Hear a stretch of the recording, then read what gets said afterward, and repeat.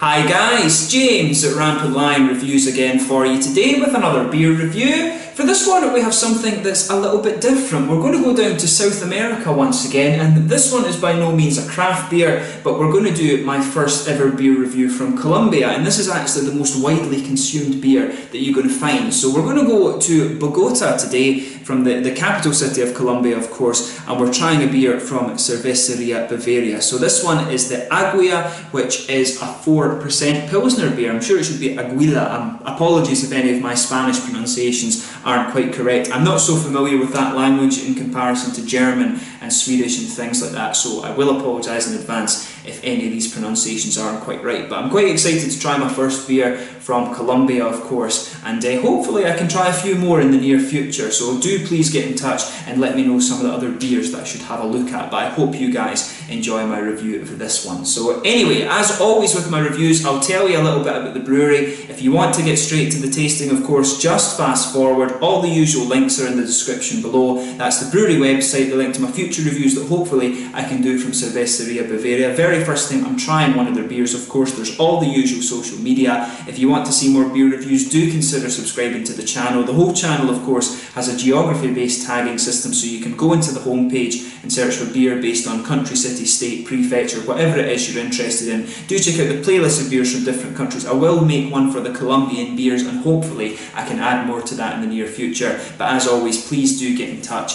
and let me know some of the other beers and breweries that you guys would like to see me review. Especially if you're watching in Colombia, it would be great to hear more about the beers there and the craft beers, of course, that are going on, because I know that's starting to boom in South America. But do get in touch through whatever means you like. The Facebook, Twitter, Untappd, all the links are down there below. Like I said, it's always great to hear from you guys, and the support you give the channel is hugely appreciated. So anyway, to tell you a little bit about Cerveceria Bavaria and the Aguila brand of beer. So the history of the Cerveceria Águila brand goes back to the year 1905 when the Bolivar brewery was founded, but by 1913 there was a second brewery in this Barranquilla area of Colombia, and this brewery produced beer under the names Galagüero, the Eagle, the Shield and San Nicolas. That might actually supposed to be Jalajiro if I'm remembering my Spanish pronunciation correctly, but in 1933 the breweries became part of a local group, and at this time the Santo Domingo family became very prominent in running this company. So in 1967 they changed their name to Cerveceria Águila because this beer brand, the Aguila beer brand, was their biggest selling product, and they also merged that year with Cerveceria Bavaria. So the Cerveceria Bavaria company originated in April 1889, and it was created by Leo Kopp, who was a German immigrant to Colombia, and the company was started under the name Sociedad Kopp's Deutsche Brauerei. But in 1930 Kopp's brewery merged with several regional breweries in Colombia, which led to the formation of the Bavaria Consortium, which later merged with Cerveceria Águila in 1933, which takes us back to where we were before. So the merger with Cerveceria Águila meant that the Santo Domingo family actually became the largest overall shareholder in this new company that was created. So this group then went on to buy the Cerveceria Union Medellin in 1972, and the name Bavaria SA was officially used as the overall company title in 1989. So in 2005, of course, this company became a subsidiary of SAB Miller, one of the big American consortium companies at the time, and it had actually been the second largest brewery in South America beforehand. They had significant interests in Panama and also in Ecuador as well. They were dominating the market in all of these countries, and Julio Maro Santo Domingo actually took a 15% share in SAB Miller when this merger happened. So that tells you how big a company this actually was before they merged with SAB Miller. But of course in 2016 SAB Miller was acquired by AB InBev, and thus the Cerveceria Bavaria company, which produces the Cerveza Águila, they actually merged together. So this now is one of the AB InBev subsidiary companies. So yeah, quite an interesting history, that one. There's a lot of things going on. It was actually quite difficult to put all that information together for you because there was a few different places saying different things, but I got my friend's Peruvian wife to actually sort that out and tell me what exactly was going on. So a big thank you to her for helping me out with this review, and you will actually see a Peruvian beer that she gave me reviewed sometime in the next little while. So yeah, as you can see, quite nicely presented this one. It is in the classic kind of blue, red and yellow, which is the Colombian colours of course. I always like the Colombian football team strips. There you can see it's got a nice top label on it as well, and there is the bottle cap on this one. This one actually is a twist cap, and like I said to you, this one is a 4% lager, sort of Pilsner style beer. So we'll get this guy out and get on with the tasting then. See if we can open it. There we are. Yeah, so nice little bit of smoky opening there. You can see screw tap top on this one. So we'll get it out and into the glass. So as you'd expect, a pale golden straw colour this one. See if we can generate a little bit more head on it. Yeah, no sediment to this one at all, so it is crystal clear. But yeah, I think it's fair to describe this beer as a sort of pale golden straw colour. No two doubts about that. You can see if I put my fingers behind the glass, it is transparent. There is a little tiny bit of haze, but that might just be the kind of steam that's going around the glass. But you can see there's a solid 3/4 finger, I would say, of a perfect white head on that, and that's going to fade away to be a very thin foamy layer if you just leave it alone. One or two big bubbles sticking towards the side of the glass, and a few little ones just going up towards the bottom of that head there. So yeah, it looks exactly as you would expect for a kind of big brewed lager beer. So let's take a closer look at the aroma then and see how we get on.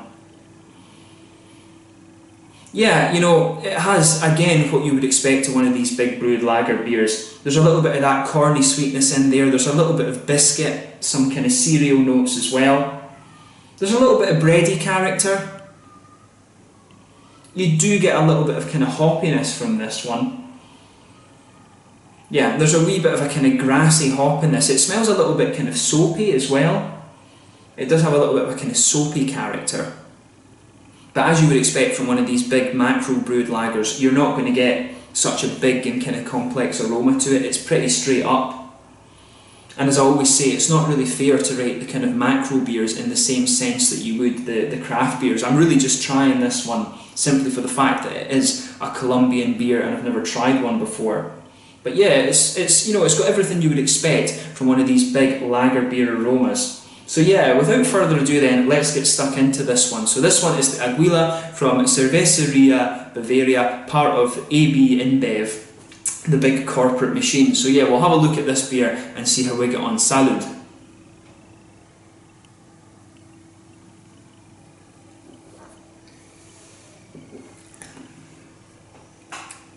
Yeah, I mean, again, it's actually quite similar. It reminds me of some of the Mexican lagers and things that I've tried before.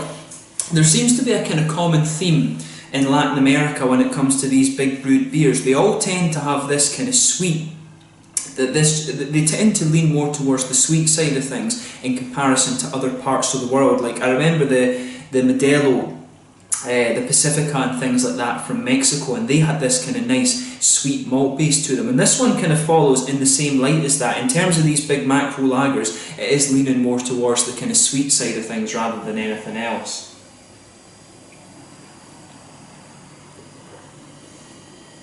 So yeah, as you would expect, it's not too complex in its flavour, it's pretty straight up. It's got a nice, there's a little bit of a kind of bready malt base to this one. On top of that, you can pick out that kind of typical corn sweetness that you would expect. There's maybe a little bit of a biscuity kind of character to it as well, some cereals as well, but really it's a kind of corny sweetness that sits and goes throughout this beer. There's not too much more to the malt base than that. I mean, as it dries out a little bit, you start to get more of the cereals in the beer.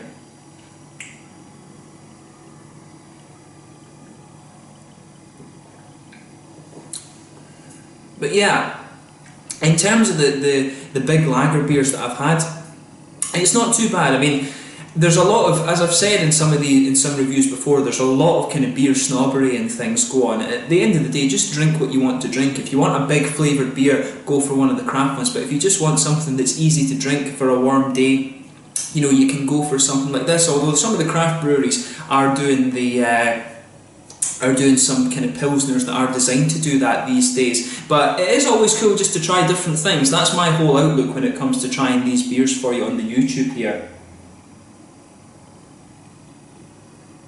But in terms of some of the big brewed lagers, you know, it's actually pretty decent. I mean, I've tried a lot of beers that are worse than this one, and to me, I quite like these kind of South American or Latin American, I guess it's more accurate to say. I do like these kind of Latin American lager beers that have that nice sweetness to them. These are, you know, when you're in a country that's as hot as Colombia, Peru, Argentina, Brazil, when you're in that kind of part of the world, you just want something that's going to quench your thirst, and it does that. It's got a nice little bit of sweetness to it as well, which is exactly what you want.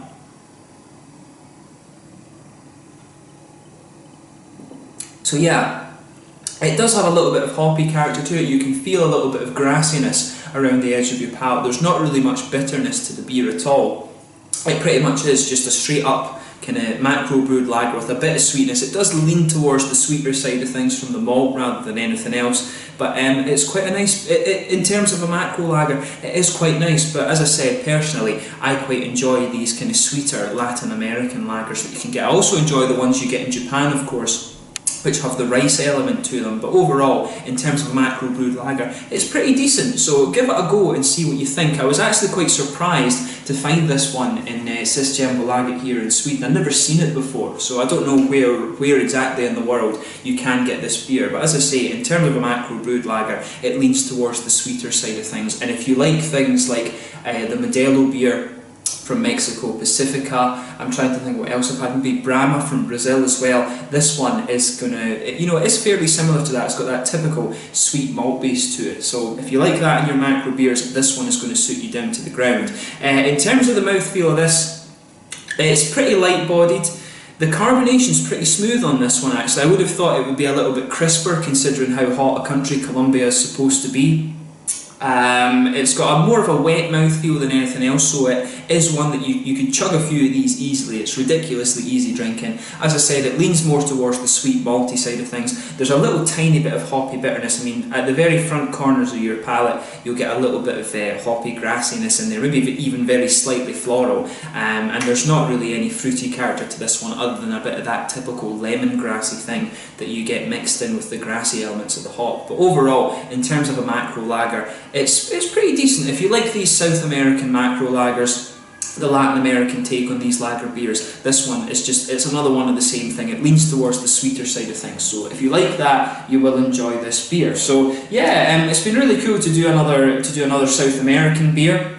Hopefully I can try some of the craft beers from Colombia, or even just some of the other beers that you get down there, because I don't come across Colombian beers very often at all. Like I said, it was quite a surprise to find this one in Systembolaget, so I thought it'd be cool to do my first review from Colombia, and I hope you guys enjoyed it. But anyway, as always with my reviews, thank you once again for watching. Let me know your own thoughts on this beer in the comment section below. As I said, it's always great to hear from you guys. If you are watching from Colombia, please do let me know some of the craft beers and things that I can try and seek out from your country, and do let me know some of the other big beer brands as well, and I will just try and review some more things from South America over the next little while. But I hope you've enjoyed this review, and I will catch you guys very soon. The Aguila Pilsner beer from Cerveceria Bavaria in Bogata, Colombia. Until the next time, it's Lange just now, and I will catch you guys very soon. Cheers.